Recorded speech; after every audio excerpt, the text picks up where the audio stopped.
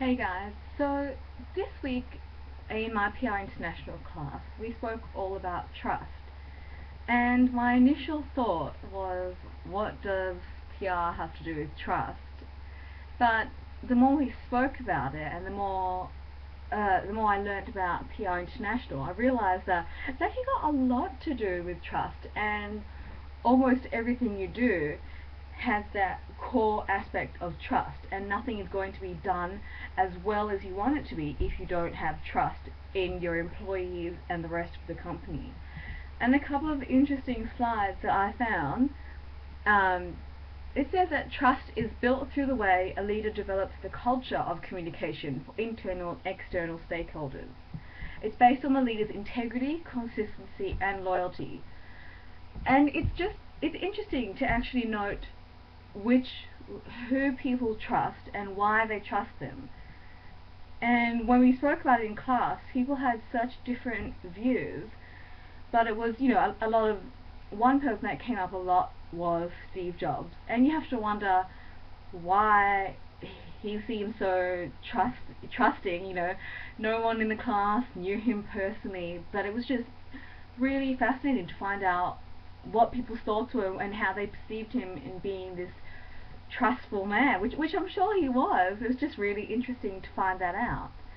The other interesting thing I found was that when dealing with international PR companies, you're dealing with a company that is located in more than just one country, you have to trust the people in your company to do what they do best and to not screw you over per se, because really, in reality, you can't see them. You don't know these people personally. You might not get the opportunity to ever meet them face to face. So you have to put this trust in other people to run your company, or to run that part of your company. And I guess I never really thought about that aspect until we had our guest speaker from Italy over. And she said that she had a lot of work.